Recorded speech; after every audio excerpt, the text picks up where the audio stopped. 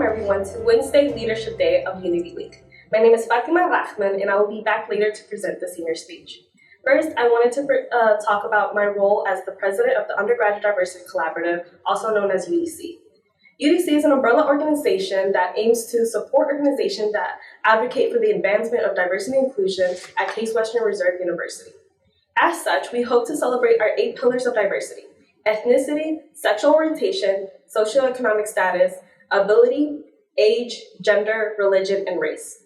The UDC serves as an advocating body for diversity groups, a platform for voicing student diversity concerns, and a resource for organizations in regards to diversity program. Next, we'll have a roll call of some of the UDC boards. I hope you enjoy. We're the National Student Speech Language and Hearing Association. We're part of a national organization dedicated to the field of communication sciences and disorders. We raise awareness about and advocate for communication disorders, as well as connect students interested in the field. Last fall, we hosted a grad student panel, clinician panel, and several general body meetings. We also launched our mentor-mentee program and introduced our diversity and inclusion chair. If you'd like to join us, feel free to email us at cwrunSSLHAexec@case.edu. Follow us at Crew NISLA on Instagram.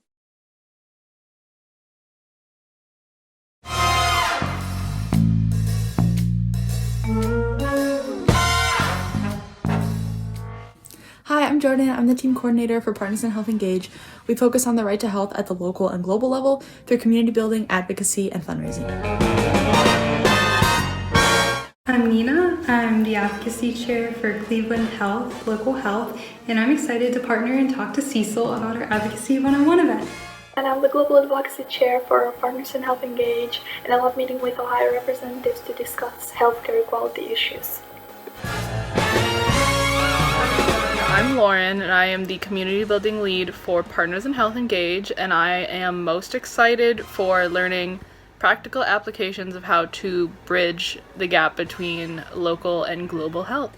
Hi, I'm Tahi, and I'm the Co-Community Building Chair focused on the Cleveland area. And one thing I'm really excited about is that we are having a refugee presentation by us together in one of our GBs coming up, and it's going to be covering refugee resettlement process and refugee health.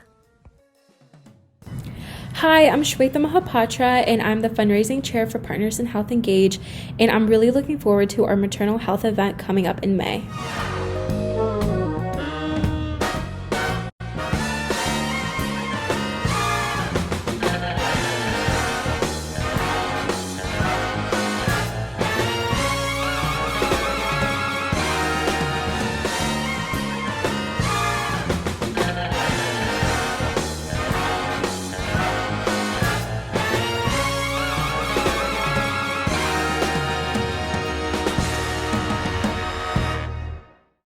Hey, my name is Roy Baziba. I'm a sophomore chemical engineering student, and I'm the president of AfroAm. I do a lot in terms of event planning and leading the organization to not only my own image, but like others' images of where AfroAm should be and where it should go.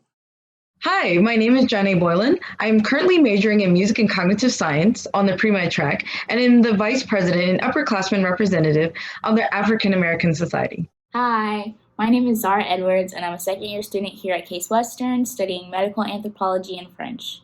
I'm also the PR chair of African American Society, so that means I post all of the events, flyers, and updates that you see on the Instagram pages and other social medias to ensure that you guys are always up to date with what's going on with the club.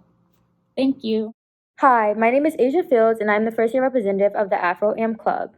I am majoring in biology on a pre-med track. For my role as a first-year representative, I pass on information regarding opportunities and events to other first years, and I also attend weekly meetings with the other executives of this club. Hi, we are NAMI on campus. As the on-campus affiliate of the National Alliance on Mental Illness for CWRU, our mission statement is to raise awareness of mental illness and fight to reduce stigma on campus. I'm Latavia, the president. I'm Mega, the VP. I'm Eliza, the secretary and outreach chair. I'm Megan, the PR co-chair. I'm Veda, and I'm a co-PR chair. I'm Flo, and I'm the treasurer. Some of our annual events include NAMI Walks and Stop the Stigma. Follow us on Instagram at NAMI Crew for posts about mental health awareness. Hi, I'm Daniel and I'm the president of OSTEM at Crew. OSTEM stands for Out in Science, Technology, Engineering, and Math. We are the Case Western chapter of a national nonprofit organization dedicated to furthering the interests and representation of LGBTQ students and professionals in STEM fields. Our mission is to create a campus where LGBTQ people in the STEM community are empowered to achieve success in safe and supportive environments that celebrate their diversity and unique perspectives. We empower LGBTQ people in STEM to succeed personally, academically, and professionally by cultivating environments and communities that nurture innovation, leadership, and success. At Case Western, we provide mentorship, presentations, and a community to the underrepresented population of queer students. We hope to see you soon. Hello everyone. Thank you OMA for choosing me to be the senior speaker this year and for having supported me these past 4 years. My name is Fatima Rahman. I'm a fourth-year international studies major, and I'm also completing a master's in nonprofit management. I serve as the president of the Undergraduate Diversity Collaborative, also known as UDC, and work for the Office of Multicultural Affairs in the Center for International Affairs. I also love to binge watch shows to avoid my responsibilities, eat all my snacks in 3 days that were supposed to last 2 weeks, and cuddle with my cat. It was a special feeling when Janae asked me to be the senior speaker for Unity Week, since I have looked up to my peers who have been past speakers. However, I struggle coming up with similar inspirational words. Living during this pandemic and the inequities of our society being exposed more than ever before has taken a toll on all of us, especially our most vulnerable communities. Yet we are expected to continue on. The words sent into our inboxes from our institution and professor are those of hope, unity, and perseverance. Yet those words fall thin when we're assigned endless assignments and are expected to show our faces when we're barely gasping for air. I sit here writing this speech, running on burnt out, while my overdue assignments are piling on, and overwhelmed with anxiety about my financial responsibilities and debts. It is hard to continue on, and what brings me the most hope is that graduation is 2 months away. I know my feelings are not unique to me during this difficult time, and many of these sentiments could have been prevented. If the empathetic words had actions attached to them, my peers and I would not have to feel like we have to fatigue and exhaust ourselves to meet such high expectations, while our whole realities have been shifted due to a pandemic where we witnessed our human rights being compromised and put up for debate. The moments I found relief from the pressure have been when my peers and allies have stepped up and fought for change in this institution. This year, I have found strength in the resilience of my peers who have demanded and continue to demand equitable and empathetic change from our administration. In times like this, I lean on my communities for support and healing. Despite the challenges I have faced in my college journey, which I continue to overcome, I have not experienced as much support as I do now. This is especially true as I think about Unity's Week topic, Rise Up, Resilience Through Community. Coming in as a first year, I was always nervous about my path, where I would end up, and if I was going to fit in. I came to Crew as part of the first posse cohort from New Orleans, and I visited campus for the first time as a prospective student during the diversity overnight the spring semester before I arrived. It was then when I attended my first Unity banquet and became aware of the presence and achievement of students of color on this campus, the support of OMA to these groups, and became familiarized with the potential groups I wanted to be a part of, such as La Alianza. Starting in the fall semester, I quickly became involved with La Alianza and founded a job at the Center for International Affairs and tried to understand the complexity of being a student at a PWI. Weeks within the semester, the Trump administration began to rescind DACA, which affected hundreds of thousands of recipients such as myself. Already trying to overcome culture shock and the recent birth of my baby brother, I found myself uncertain of my future in this country. Overnight, La Alianza hosted a rally in support of Dreamers, and I shared my status to the president of the group at the time, Justine, the night before.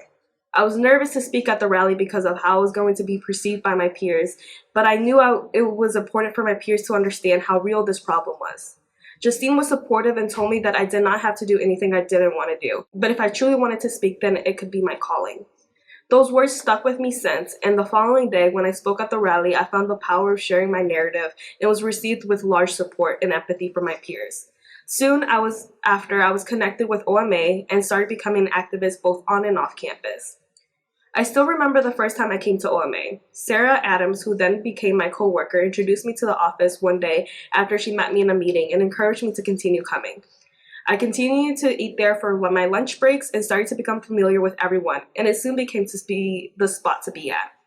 It wasn't long until OMA became my home away from home and my safe place on campus. Finding my support network quickly was essential for my stability because my first year was my most difficult year. I got the worst grades I ever received in my academic career. My brother and my mother were facing serious health issues, and despite all the friends I was making, I felt so alone. Understanding that I was in college not so much for myself, but to potentially offer a better future for my family was what initially gave me the strength to make the most of the opportunity I earned. The following year, I was elected as the VP of Civic Engagement for La Alianza and continued to work at the Center for International Affairs and got hired to work at OMA. Being in groups like La Alianza, I realized how much I needed to rely on individuals who understood what it meant to be a student like me at a PWI. However, being an individual with intersectional identities, I realized I needed more resources than those directed to the Latinx students. With the support of OMA and some peers, I founded First Crew, which is a student organization aimed to support first-generation college students. Through First Crew, we were able to create a community that was not recognized before and demand the institution to begin offering necessary resources and awareness to first-generation students. We were able to address issues such as the inequities low-income students have to face in a prestigious institution full of resources, the need for representation and mentors, the value of unity and collaboration with like-minded groups. Becoming deeply involved with these groups and meeting peers who also understood the struggle helped me find the confidence I needed to move forward. That confidence helped me continue asking for help every time I needed, which was a lot, and I found my purpose on campus. I felt a sense of imposter syndrome having this Posse scholarship and being one of the only open DACA students on campus, where I felt obligated to use this opportunity to make a difference for those who came after me. That imposter syndrome never really went away, and it partly fueled the desire to constantly demonstrate my worth by pushing beyond the possible. I believe partially because people told me that my struggles are what made me strong, yet after years of therapy, I believe I would be so much stronger if I didn't have to spend so much energy overcoming the obstacles of being a student who made it despite the circumstances. I did not prioritize my health, and like many students at Crew, I would brag about the lack of sleep or no sleep I got the night before to finish my responsibilities for school and extracurriculars. I felt that I had to prove to everyone, including myself, that I deserved to be here, and to do that, I had to excel in everything I did. Wanting to continue impacting my campus, and with the encouragement of my friend Joel, I ran for VP of Campus Initiatives for UDC my third year. OMA are the advisors for UDC, and already working at the office, my relationship with the staff only continued to grow. I soon became close friends with the rest of the UDC executive board and was energized by our passion to change our campus. With my role, I had the opportunity to push for initiatives at a greater scale that could impact a larger group of students. The idea of the London Library came to me when reflecting on my first year on campus, when I could not afford a personal laptop and had to rely on the 3-hour rental laptops at the kiosk, which I could only use within the library. The Lending Library is a free lending resource where Crew-affiliated members can borrow Chromebooks, graphing calculators, or iClickers for an extended period of time. After consulting with my team about this gap, we agreed to pursue this initiative and pitched the idea to a couple administrators and staff. The response was either empty or discouraging, even having someone say it was not feasible. Frustrated at the apathetic response, and I recruited members from my committee to specifically assist me with the research to come up with a comprehensive proposal to repitch the importance of such a resource. We pushed and advocated this idea throughout campus and received a huge amount of support from various campus departments and student organizations. After 4 months of extensive research and a thorough proposal that included comparable universities with similar programs, how it fits with the university's current goals and initiatives, and an accurate budget, we repitched the idea to former President Snyder and VP Stark of Student Affairs. Within weeks, the same individual who told us that the idea was not feasible asked my team which Chromebooks and graphing calculators we wanted for the pilot program launching the following semester. Within the first 2 months of the pilot program, checkouts of the Lending Library doubled. It was the same semester when the pandemic started, and students were able to keep the materials for extended periods due to the quarantine. My team raised funds to offer a scholarship to students who use the lending library with the opportunity to be awarded their own Chromebooks, funds for which were doubled this year so we could provide twice as many laptops. The lending library received high recognition from Crew, and my team was applauded for their great work.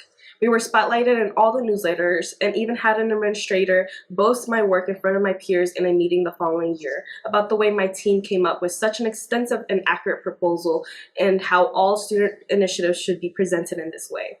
I want to preface by saying that I'm incredibly proud of the work of my team and the impact the lending library has had thus far. It is one of my greatest accomplishments, and I hope it becomes a permanent resource at Crew. However, we know as students that there could have been an easier way if it felt like our concerns were taken serious in the beginning. Within the months of me building this proposal with my committee, my mental health was suffering. I was trying to meet academic deadlines on top of the work I had to do to demonstrate that lending out a laptop would be helpful for student success on campus.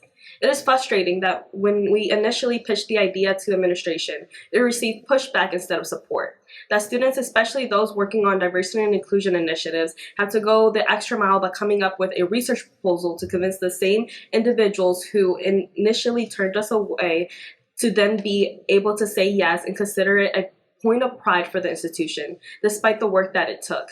I'm not saying this to anger the administration, nor discourage my peers from continuing to rally on.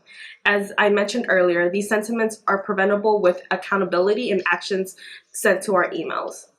Our administrators and board members know the issues because it is the same institutional problems affecting us that have been affecting our alums in their time at Crew. This past summer, the university hosted Day of Dialogue to discuss the campus unrest due to the murder of George Floyd and the civil uprising, the voices of our peers in the various Instagram accounts such as Crew Survivors, and the looming election. In the student-hosted session, we heard the issues affecting our campus and surrounding communities from current students and alums and started to realize that it's not that the university is ignorant to the issues that affect us, but the bureaucratic process is what's prioritized. As students continue to demand change, the For Better Crew Task Force was created to have student-run committees divided into 7 different areas to create proposals to pitch to administrators and the board.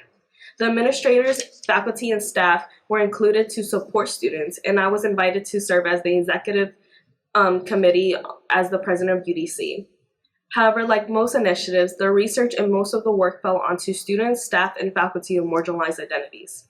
Student leaders like Wintana, who I am in such awe of her leadership and hard work, had to step up in ways that shouldn't have been expected of them, especially in a global pandemic.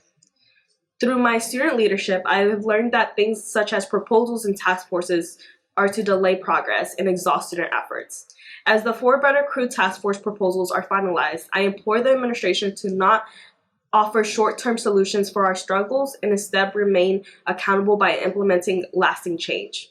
Through my achievements, I have been tokenized as a model student leader in numerous articles and marketing materials by the university. I am not saying that I did not earn the recognition, but it seems as though it was offered to me in exchange for my hard work and dedication to appeal to prospective students who look like me. All of this being said, my time at Crew helped me become the person I am today. I have pursued opportunities and accomplishments that I did not realize I was capable of. I've grown up to become a person I'm becoming proud of, someone I hope my baby brother Mateo will look up to and accomplish the dreams of my mother. I am learning to become more confident in my worth and ability, and I know I'll be able to provide a better future for myself and my family. I began to work through my traumas, educate myself on the history of my people, and become a voice for my community. My experience did not have to be this difficult, but I know I'm leaving this campus a more confident and capable individual. I will share some lessons I learned from my time here I wish I knew before coming to campus. First, self-care, self-care, self-care. I did not take care of myself at all my first 2 years, and it's now coming to haunt me, and I will spare you all the details in the ways it has. I had to learn that taking care of myself was not a luxury, but necessary to keep moving forward. Taking care of yourself is a form of resilience and an act of resistance to the chains of neoliberal capitalism. Second, find your people and community as soon as possible. In an individualistic society, it is easy to believe that we have and ought to do this alone. But the reality is that we cannot do this alone, and the only way I got through college was having my support network to vent to all the time. And I mean all the time. As college students, we have tremendously busy schedules, therefore we can only give our time to a select number of people. Therefore, make sure those relationships are meaningful and bring joy to you. Thirdly, we cannot do everything. Trust me, I tried. It's unsustainable and unrealistic, therefore commit to the things you care about.